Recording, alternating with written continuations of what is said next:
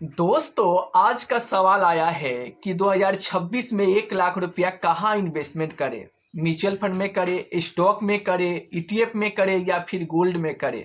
तो देखो, आपको डायरेक्ट स्टॉक में इन्वेस्टमेंट करने से बचना चाहिए, क्योंकि जब स्टॉक की पिटाई होता है ना, तो एक दिन में 5%, 6% तक का पिटाई होता है।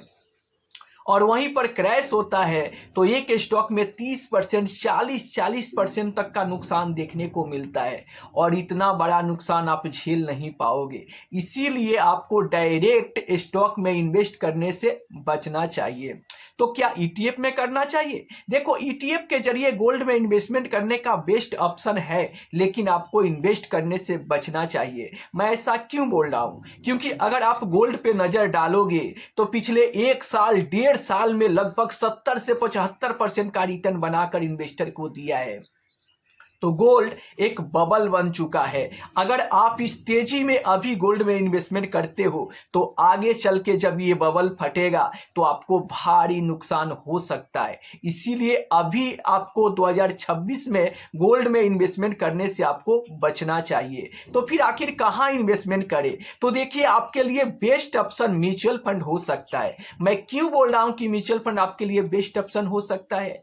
क्योंकि वहां पर एक फंड मैनेजर होते हैं, और फंड मैनेजर को अंतर्राष्ट्रीय लेवल पर शेयर बाजार का एक बहुत बड़ी पकड़ होता है, जो आपके पैसे को मैनेज करेंगे और आपके पैसे पर बेहतर पैसा बना के आपको दे सकते हैं। इसीलिए अगर आप 2026 में 1 लाख रुपया, 50,000 या 10-20 हजार भी इन्वेस्ट करना चाहते हैं तो आप म्यूचुअल फंड में इन्वेस्टमेंट करें। ये बेस्ट ऑप्शन हो सकते हैं, और यहां से आप इन्वेस्ट करके अपने पैसे पे अच्छा खासा पैसा बना सकते हैं। तो आखिर अब किस म्यूचुअल फंड में इन्वेस्ट करना चाहिए? तो सबसे पहले आप अपने आप से ये सवाल पूछो कि आप कितने साल के लिए इन्वेस्ट करना चाहते हो।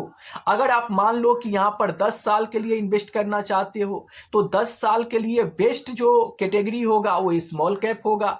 तो स्मॉल कैप कैटेगरी आपको सिलेक्ट करना है। अगर आपको सिर्फ 7 से 8 साल के लिए इन्वेस्ट करना है तो आप मिड कैप के म्यूचुअल फंड में इन्वेस्टमेंट कर सकते हो।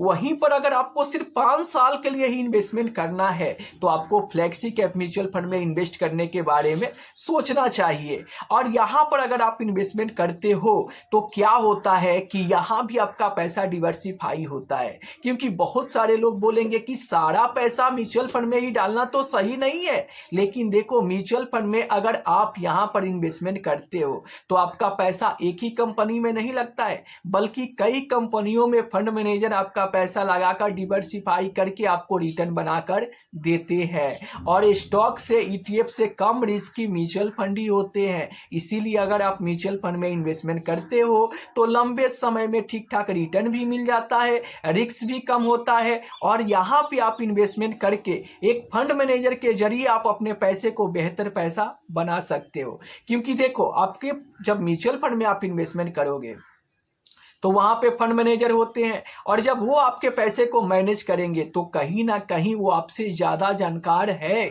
इसीलिए आपको अगर फंड मैनेजर पर भरोसा है तो आप डायरेक्ट स्टॉक में इन्वेस्टमेंट ना करके, ईटीएफ में इन्वेस्टमेंट ना करके, बबल वाले गोल्ड में इन्वेस्टमेंट ना करके आप म्यूचुअल फंड में इन्वेस्टमेंट करो, जहां पे एक फंड मैनेजर है और वो आपके पैसे को मैनेज करेंगे और आपको लंबे समय में बेहतर पैसा बनाकर दे सकते हैं। तो अगर मेरा वीडियो आपको अच्छा लगा है तो वीडियो को लाइक कर दीजिए, चैनल को सब्सक्राइब कर दीजिए।